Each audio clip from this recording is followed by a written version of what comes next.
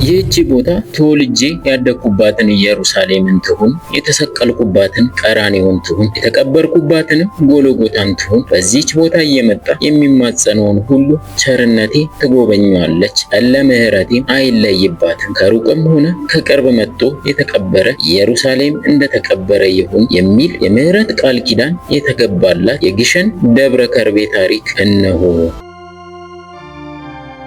ግሸን ማርያም በወሎ ክፍለ ሀገር በአምባሰል አውራጃ ውስጥ የምትገኝ ደብር ናት። ይህቺ ደብር በሐይቅና በመቅደላ በደላንታና በየጁ መካከልና በበሸሎ ወንዝ አዋሳኝ የምትገኝ አንድ መግቢያ በር ብቻ ያላት ዙሪያዋን በገደል የተከበበች አምባ ናት። በበሯ ከተገባ በኋላ ግቢዋ ከላይ ሜዳና መስቀለኛ ቦታ ነው። በሀገራችን ኢትዮጵያ በዚህ አውራጃ የሚገኘው ታላቁ የግሸን ማርያም ደብር የግማደ መስቀሉ መገኛ በመሆኑ ለሕዝበ ክርስቲያኑ ትልቅ ተስፋና መመኪያ ነው። መስቀል የክርስትናችን መገለጫ፣ የብርሃናችን አምድ እንዲሁም የሰላማችን መገኛ ነውና የከበረ ግማደ መስቀሉ በቅድስት እሌኒ ተገኝቶ በታላቅ ቤተ መቅደስ በጎልጎታ በክብር ከተቀመጠበት ዘመን ጀምሮ እንደ ፀሐይ እያበራ ድዊ እየፈወሰ አጋንንት እያስወጣ ልዩ ልዩ ተአምራትን እያደረገ ሞት እያስነሳና እውር እያበራ በነበረበት ጊዜ ከኃያላን ነገስታት መካከል የፋርስ ንጉስ መስቀሉን ማርኮ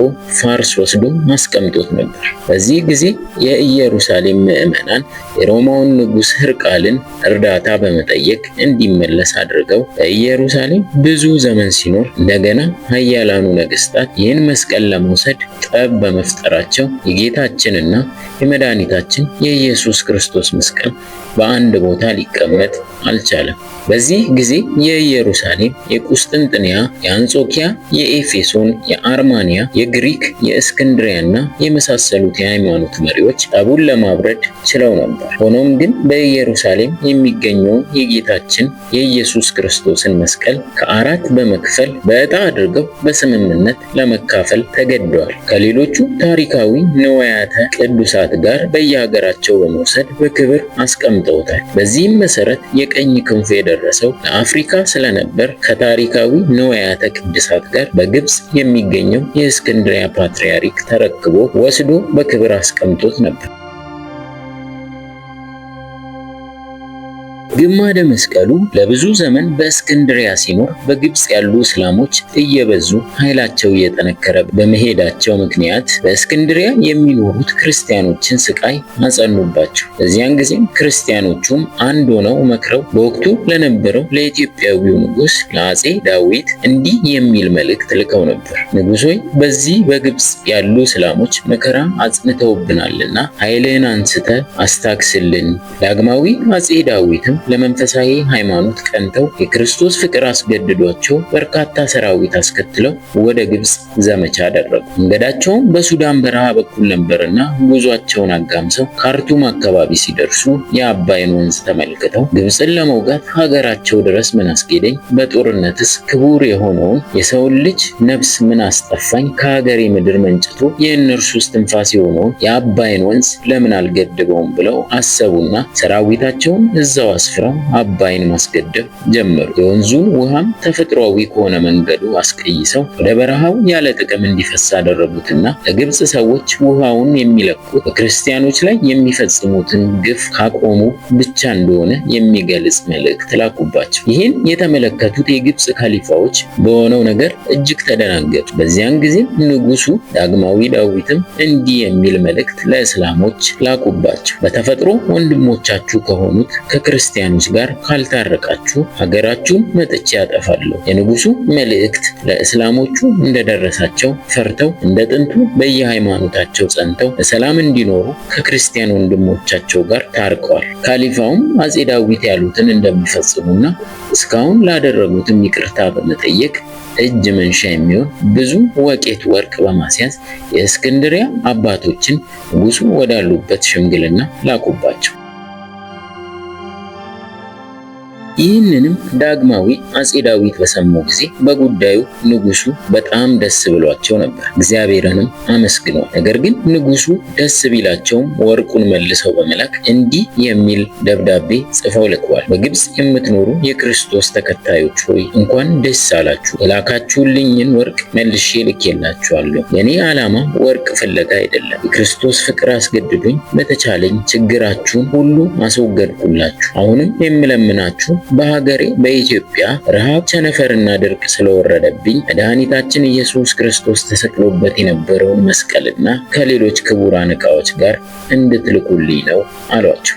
የእስክንድርያ አባቶች አጼ ዳዊት የጠየቁትን ነገር ሲሰሙ የጌታችን መስቀል ለእነርሱ ምን ማለት እንደሆነ ይረዳሉና ክፉኛ ተደናገጡ፣ ተቆጡም ጭምር። የግብፅ አስተዳዳሪ ከሊፋዎች ግን መስቀልን እንደ ተራ እንጨት ቆጥረውና ውሃውን ለማስለቀቅ ቀላል ነገር እንደተጠየቁ አስበው ግማደ መስቀሉ እንዲሰጣቸው አዘዙ። በስተመጨረሻም የእስክንድርያ አባቶች በነገሩ ላይ መክረው እኛ ጋር ሆኖ አህዛቦች ከሚያጠፉት በክርስቲያኖች ሀገር በክብር ቢቀመጥ ይሻላል ብለው ስላሰቡ ለመስጠት ፈቃደኞች ሆኑ። ይሄ ንጉስ ታላቅ ክርስቲያን ነው። ስለዚህ ልቡን ደስ እንዲለው የፈለገውን የጌታችንን ግማደ መስቀል እና ንዋያተ ቅዱሳት ጋር አሁን በመለሰው ወርቅ፣ የብር፣ የነሐስ፣ የመዳብና የወርቅ ሳጥን አዘጋጅተን እንላክለት ብለው ተስማሙ።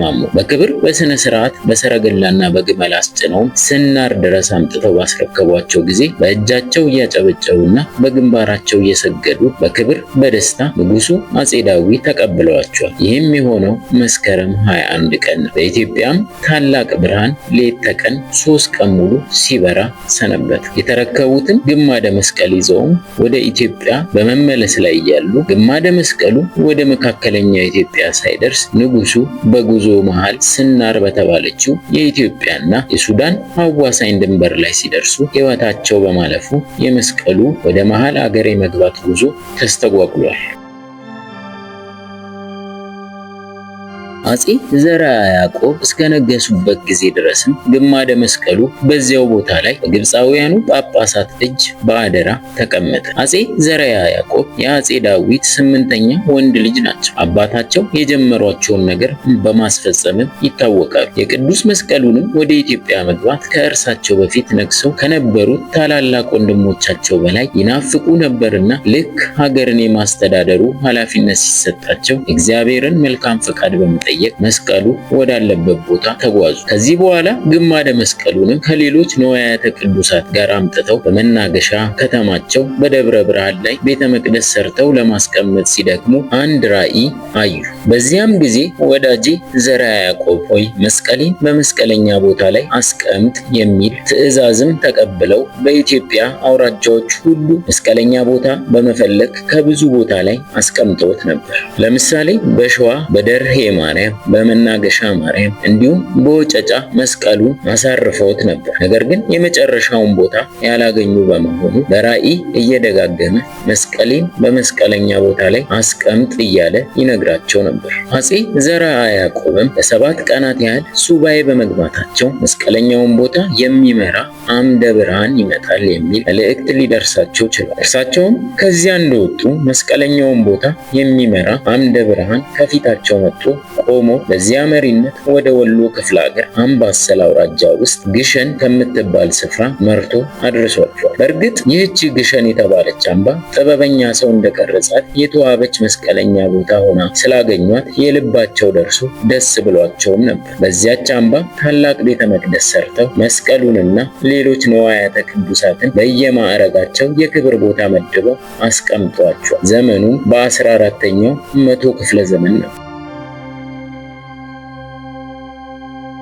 ከመጡት ንዋያተ ቅዱሳት ውስጥም ከእስክንድርያ ሀገር ከመስቀሉ ጋር በልዩ ልዩ ሳጥን ተቆልፈው የመጡትም ጌታ በዕለተ ዓርብ ለብሶት የነበረው ቀይ ልብስ፣ ከሮም የመጣ ከለሜዳው፣ ከአፍርጌ ሀገር የመጣው ሐሞት የጠጣበት ሰፍነጉ፣ ዮሐንስ የሳለው የስቅለት ስዕል፣ ቅዱስ ሉቃስ የሳላቸው የእመቤታችን ስዕሎች፣ የበርካታ ቅዱሳን አጽምና በኢየሩሳሌም ውስጥ ከልዩ ልዩ ቅዱሳት መካናት የተቆነጠሩ የመሬት አፈር፣ የዮርዳኖስ በዮርዳኖስ ውሃ እንዲሁም በግብፅ ውስጥ ከሚገኙ ታላላቅ ገዳማት የተቆነጠሩ አፈር ጋር ነው። በወቅቱም የእነዚህንም ዝርዝር ለኢትዮጵያ ሕዝብና ለግሼን ካህናት መስከረም 21 ቀን በ1440 ዓመተ ምህረት ላይ ተናግረዋል። በመጀመሪያ ይህ ግማደ መስቀል ከእስክንድሪያ ስናር የገባው መስከረም 10 ቀን፣ ኢትዮጵያ የገባው ደግሞ በመስከረም 21 ቀን ነበር። አሁንም በመጨረሻ ግሼን አምባ የገባው መስከረም 21 ቀን ሲሆን ቤተ መቅደስ ተሰርቶ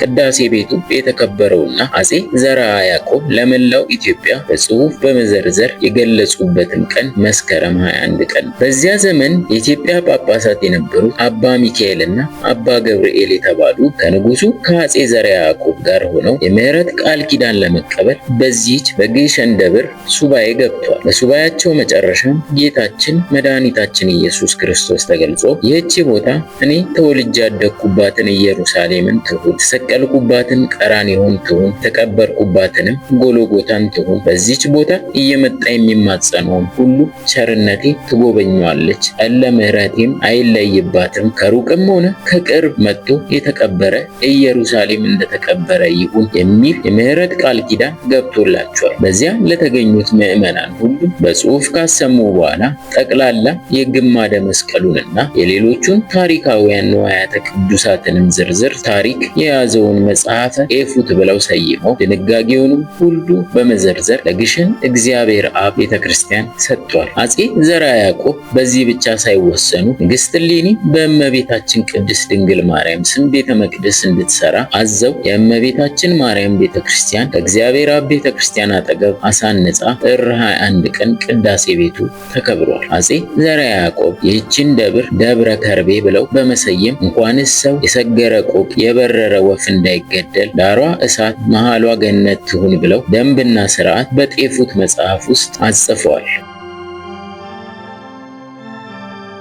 ግሸን ደብረ ከርቤ ማርያም እንደ ኢትዮጵያ ኦርቶዶክስ ተዋሕዶ ቤተክርስቲያን ትውፊት በየዘመኑ የተለያየ ስያሜን አግኝታለች። ከአጼ ድል ናኦድ ዘመን እስከ 11ኛው መቶ ክፍለ ዘመን በአሁኑ ስያሜ ደብረ ከርቤ ተብላ ትታወቅ ነበር። በ11ኛው መቶ ክፍለ ዘመን አጼ ላሊበላ ከቋጥኝ ድንጋይ ፈልፍለው እግዚአብሔር አብ የተሰኘ ቤተክርስቲያን በዚሁ ቦታ ሲያሰሩ ደብረ እግዚአብሔር በሚል ስም ታውቃለች። ብዙ ሳይቆይ ግን ደብረ ነገሥት ተባለች።